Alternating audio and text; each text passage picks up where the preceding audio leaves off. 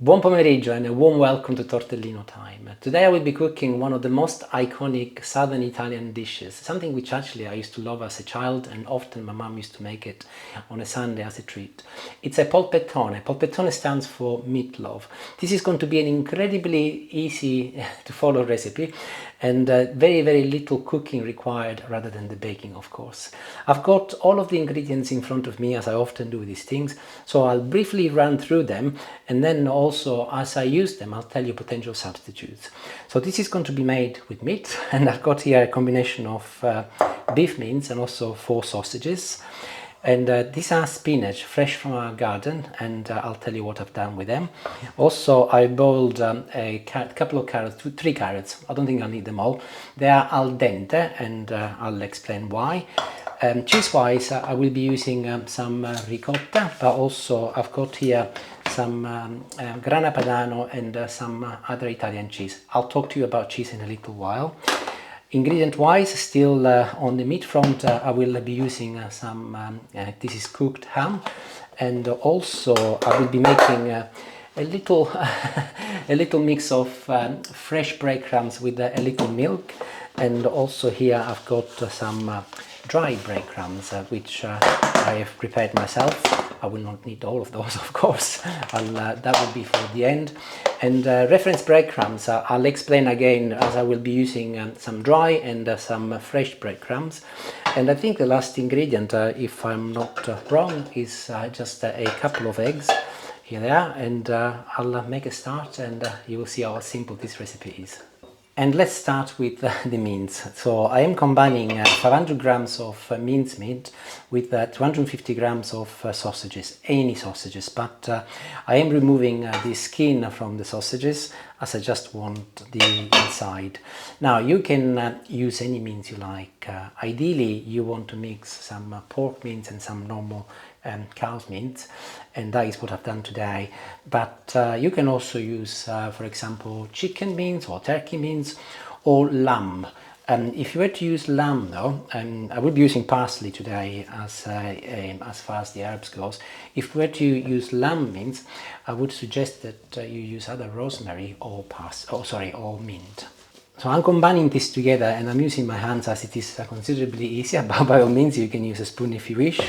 And combined weight here is 750 grams, so that'll give you an idea of how much you need for the similar meatloaf I'm making. As I mentioned, this is parsley, and I would recommend that you wash it well in advance so that by the time you need to use it, it's nice and dry, and while you cut it, you don't end up making a mess on your wooden worktop. So as it is, I'll pick it up, and this is quite a generous handful, and I will add it to my mince. Now, substitution. You can of course use anything you like, oregano, or additionally you can even use rosemary, or also an addition be lovely with this is basil, but I think parsley is absolutely spot on. Now I mentioned a couple of eggs and I think I broke one earlier, so I'm gonna use that first as you look. So that can go in. I will add a little salt, only a very little, and some pepper. Remember, I will be adding some cheese in a moment, and also the sausages, they've got salt, so you can always add salt at the end if you like, but I'm sure that if you're using sausages, there'll be plenty there. And I did say that I was going to talk to you about cheese. So here I've got some Italian cheese. So one type is grana padano here, and this is, I think it says here grana padano. What I tend to use, if I cannot get hold of this cheese, this isn't branded. This is actually sold as hard Italian cheese. And whenever I find it, I buy it, because it is considerably cheaper than grana padano. Grana padano is also considerably cheaper than Parmigiano Reggiano, and taste-wise they are very similar. Grana padano is a little bit sweeter than Parmigiano, and this is very similar taste to my grana padano. I'll just evidence it. So this is grana, and that is the mature Italian cheese. They're very similar. So the difference being that I paid £1.70 for this wedge of cheese, and this cost me £2.90. If I was to buy the same in Parmigiano Reggiano, it would be £3.70, I think. So bearing in mind I'm cooking, I think this is perfectly okay. So I would recommend that you use hard Italian cheese, and you can save some money. So what I'm going to do next, I'm going to use my cheese grater, and I'll grate some of it. And I will need a couple of tablespoons. So I'll bring my glass bowl back, and in they go with the rest of the mince. Now, I said to you I was going to talk a little bit about breadcrumbs. So these are breadcrumbs which I keep in the freezer. You might say, why does he keep breadcrumbs in the freezer? That is because this bread was fresh when I made the breadcrumbs.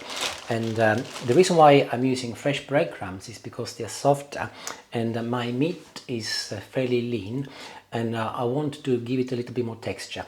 So what I do, I use a good handful of breadcrumbs, and here I've got a little milk.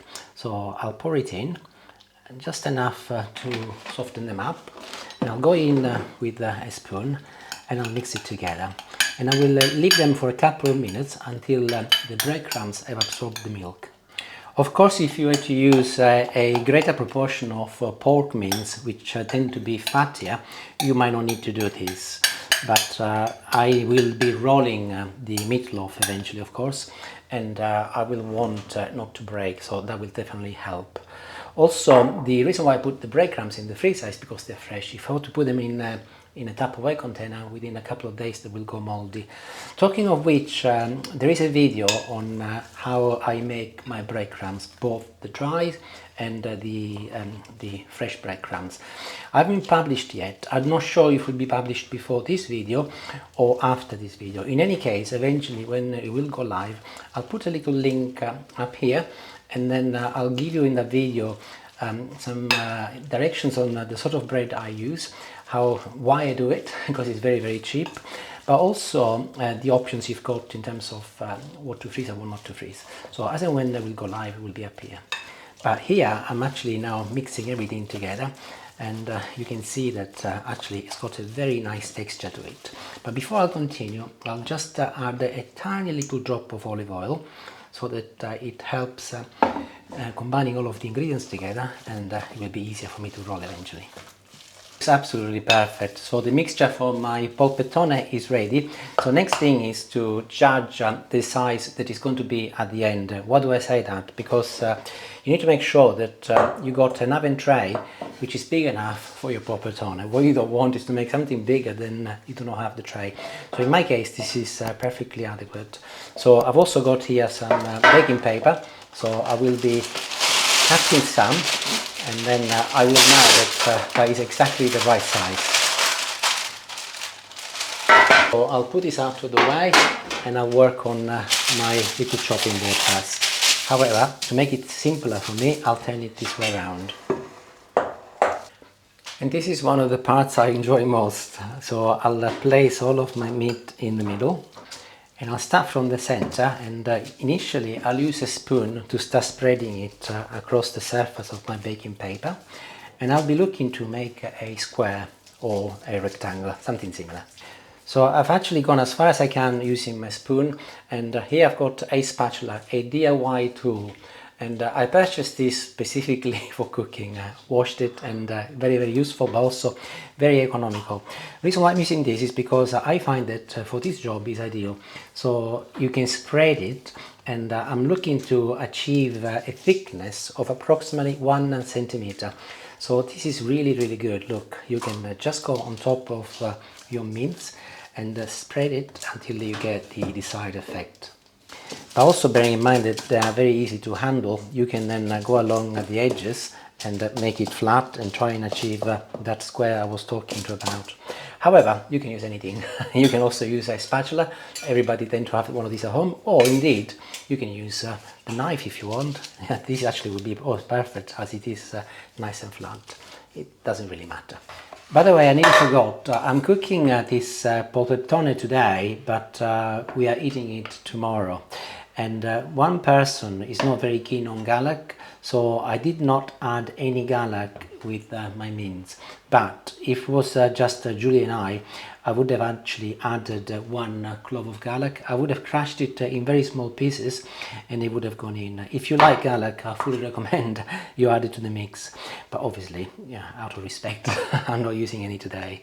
So I'm now slicing some cheddar. This is extra mature cheddar, and as I said to you before, I will be giving you some substitutes. You do not have to use cheddar. You can use something milder, mild cheddar, or you can use some Edam or some Gouda, or if you really want, you can even use mozzarella if you really want something considerably milder. But we do want something which has got a little bit of a kick, so we are going for cheddar today. And I am slicing enough to cover the surface of my polpettone, so hopefully this will be enough. And here is my mixture back, and I can now add the cheese. Again, what I tend to do when I make things like this, I try and stay away from the edges, so I'm gonna keep a good inch or a couple of centimeters away from the edges. This is because by the time I roll it, it will potentially come out, so it's safer to do it like this. By the way, I should have said, if you want to be very, very Italian, I think I need a little bit more cheese. Another cheese you can use is either scamorza, which is a smoky Italian cheese, or also provolone. Provolone is a milder cheese, but it's not as mild as mozzarella, but has got a very nice flavor, and they all melt quite nicely when they go in the oven. So that is enough with the cheese. I did show you earlier some ham. So this is ham which we buy very, very cheaply. I think this was 400 grams and we paid £2.50. And the reason why we do that is because when I cook dishes like this, I don't need to buy expensive ham. And actually this is very nice as it is on its own anyway. It's actually one of our favorites. It's very, very flavorful. And sometimes you'll find little chunks like this. So quite clearly all you need to do is to just cut them in half and off you go. Or eat that bit, Julie's saying. So there you go, look. Now, substitution. You can use bacon, you can use smoked or unsmoked, of course, or pancetta. I would, however, recommend pork-based products for this layer. I'm using ham today because it's very accessible, in this case, as I mentioned already, quite economical. And how much you put in is entirely up to you, but you can see that I have tried to cover the surface as much as I can, and I'll tap it down with my hands. And I'm ready to move on to the last filling, which is going to be a mixture of spinach and ricotta. Now let's talk about the spinach. I actually picked these earlier from Julie's vegetable patch. They were fresh, of course, and they weigh about 250 grams. So all I've done, I've just added a little water, obviously, after I washed them, and I have literally boiled them with a tiny little amount of water. Only a little water, by the way, as you want to retain all of the flavor. And I am draining the stock now because I'm actually going to keep this. This is an excellent base for risotto or anything like that. And I will bring back my original glass bowl, no need to wash it, save on the washing up. And I'll pick up my spinach and I'll squeeze it first to make sure that I will extract all of the water as much as possible. Actually, I'm doing this the wrong way around, never mind, I'll carry on for now. Now, substitutions. You can use, of course, previously frozen spinach, the ones you buy in bowl. So again, you want about 200 to 250 grams. Or you can use any leafy greens. So spring greens are very good, but spinach and ricotta is a great combo. So I would advise that you use spinach. And of course, you can also buy fresh spinach from any supermarket these days. So I've got a lot more of my liquid here, and a little bit more is coming, and I want this to be as dry as possible, really. So I'm squeezing and squeezing, and I think that's pretty much it. So I'll move the remaining stock in my glass. Look how much there is there. Perfect. And here is the spinach. Ricotta next. These are 250 grams, and by the way, there is a little liquid in there. I need to get rid of that. I'll put it in my plate over here. You will see that whenever you buy ricotta from the supermarket, there is always a little water left over, inevitable, but just get rid of it. and I'll move this out of the way, and in it goes. You can replace ricotta with any soft cheese. So for example, if you don't particularly like ricotta, but you like Philadelphia cheese, you can use that. Or cottage cheese is another option. Or any Greek cheese, often Greek cheese, they are very, very soft. Anything like that would be perfect. Next, I will be adding a little bit more of my grated mature hard Italian cheese, that just like before, that is 1 tablespoon. Egg number 2, here it goes. And a tiny little amount of salt, and also some pepper. And I'll go in and I'll mix everything together, and it should effectively combine until you get this very greeny, pale greeny paste. Now I'm likely to have made a little bit more than what I need. I'm not worried, because this is actually an excellent base for an omelette. There is egg in there, so if you got any left over, just put it inside a pan with a little oil, and in a couple of minutes you'll have an omelette ready. And I'm ready to add my last filling, so just using a spoon, I will place my spinach and ricotta mix in the middle, just like this, in a straight line.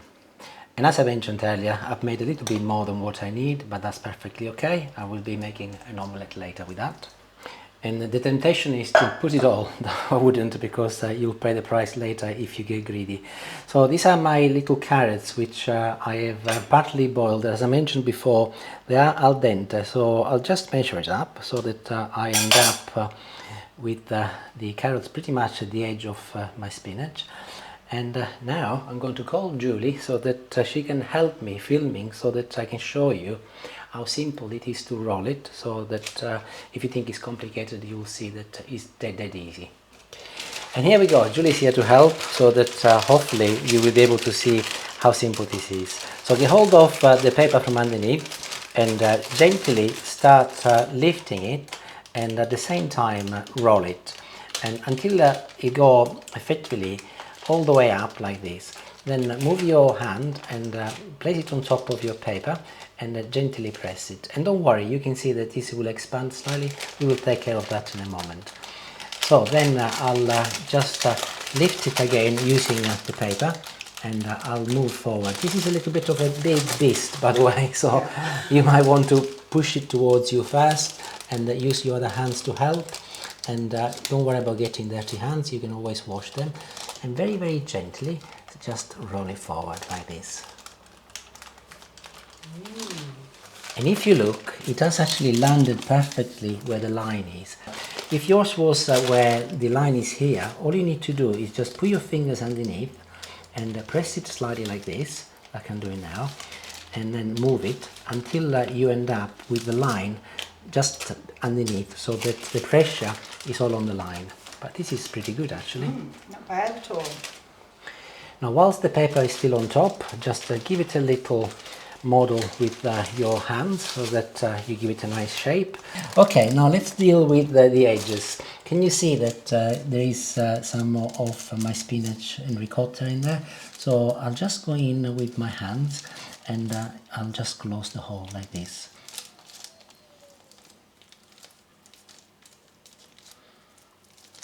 Also, a little tip: if you apply a little amount of olive oil in the palm of your hand like this, and then do both like this, that will enable you to get hold of the meat without effectively getting stuck to your hands. So I'll now do the other side, and I'll do exactly the same. I'll press it towards the inside, and then I'll push the side inwards, and this inwards, and then a bit like wrapping up a present maybe.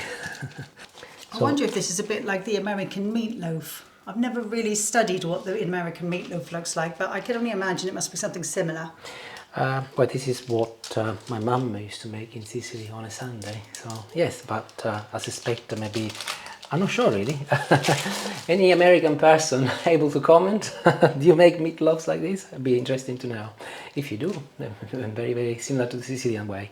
Nearly there. So I'll apply a little olive oil on the top, and using my left hand so that I keep my round hand clean, I'll just apply throughout the surface of my polpettone. Here are my dry breadcrumbs I mentioned earlier, so I kept my right hand clean for that very purpose, and I will apply some breadcrumbs at the very top. They will help the polpettone stay together, but also you will get this beautiful golden crust on the top. And very gently go back with your hand and just press it in. And these breadcrumbs, as I mentioned earlier, they are part of the same video. Very optional, but if you want to give your polpettone a stunning look, just go back with a little olive oil at the top, just a little drizzle like this.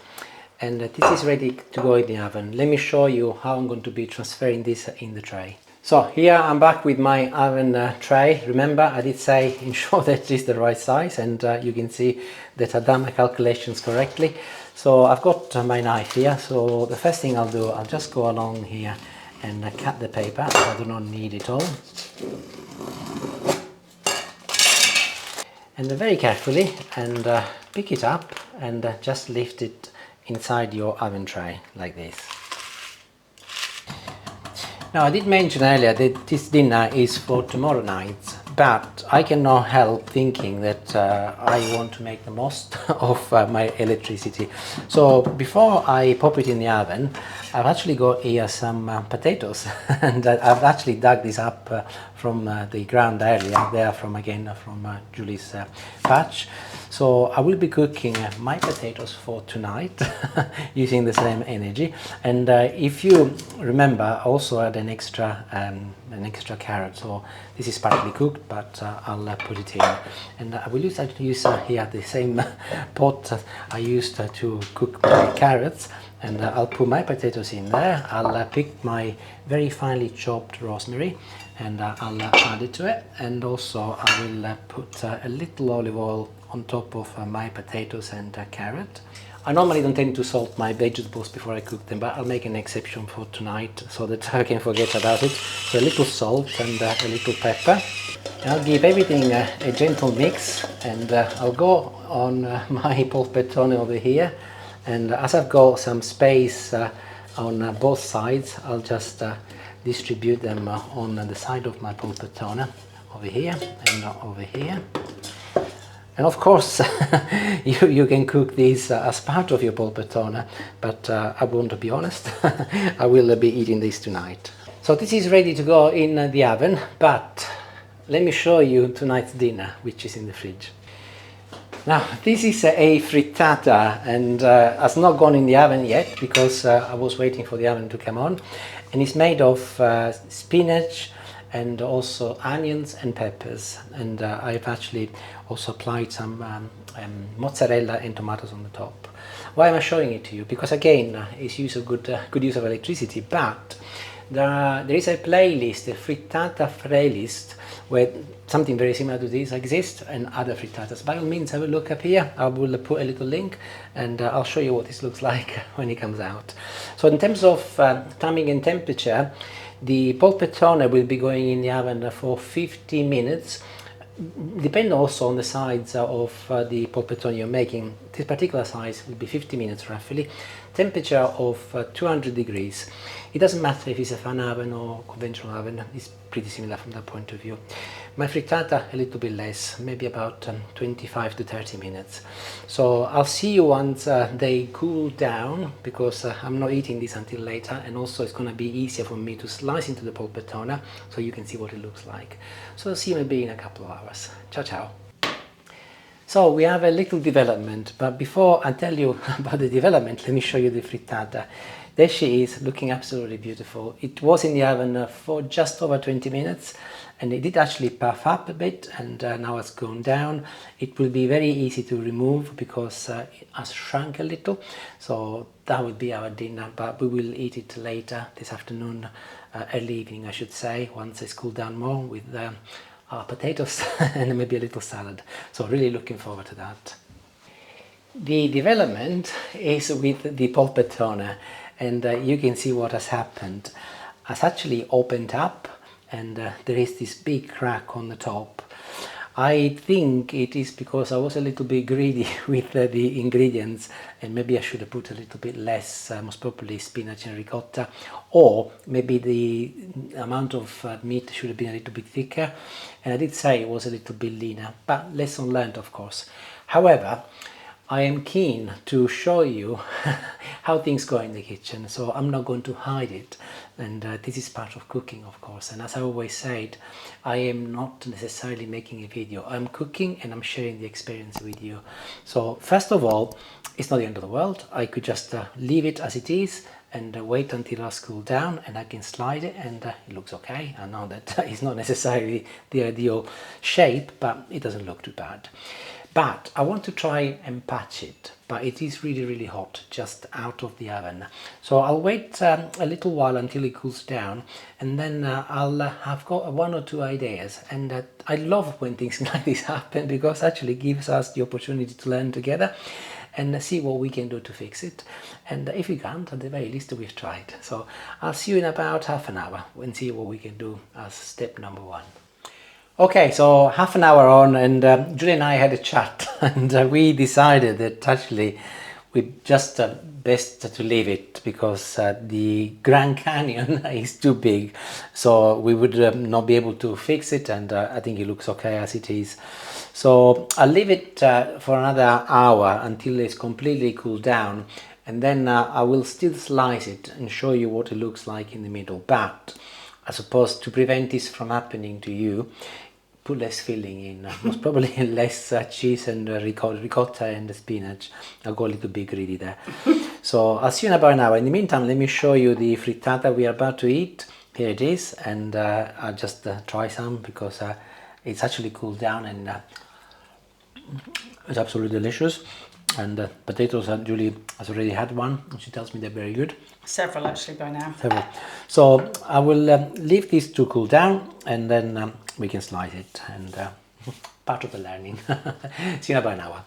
Okay, time to slice it and see what it looks like, regardless of the top. So I'll chop a little piece here first to see if it slices nicely using a normal sharp knife. Yeah, actually it's not bad at all. It works quite well. So otherwise I would have used either a bread knife or a steak knife. And let's have a look at the middle. There it is. Ooh. Look, you can see the little carrot in there. Lovely. And the filling. And let's try and slice some from the middle over here. I'm being extra careful because it's a little bit more fragile, of course, but it's now quite warm, and so it's beginning to be easier to slice. And of course, if it was closed, it would be even easier. But if I move it, oh, I was hoping to get a carrot. I missed it. The carrot was this end, but yeah, you must be right in the middle. It must be right in the middle. Yeah. That I'm lucky. I use a bread knife to see if it's any easier, though. Just curiosity. Actually, yes, the bread knife is considerably easier to cut it, so I would recommend either a bread knife or a steak knife. And let's take a look. This time it should be, yes. Oh, there it is. Look at that. Lovely. Bang on in the middle. So I did say that I was going to taste some to let you know what it tastes like. And then I will. You mustn't have too much, because we don't know how many people we're feeding tomorrow night. That's true. But we just had our dinner anyway, so I'm not hungry. It's lovely. Very flavorful, and you can definitely taste the cheese, the ricotta, the spinach. It's beautiful, and because it's cooler, it's actually nicer. You can taste the food nicer when it's cooled down. So I'm sorry that it didn't work out the way I wanted, but you get the gist. And the next time I'll make it, I'll be less greedy. Arrivederci, grazie, buon appetito. And if you make it, and if you're successful, why don't you post me a photo on my Facebook page? I've got a Facebook page called Tortellino Time, where I publish all of my recipes. It'd be interesting to see. Undoubtedly yours will look better than mine. Ciao, ciao, thank you. See you later.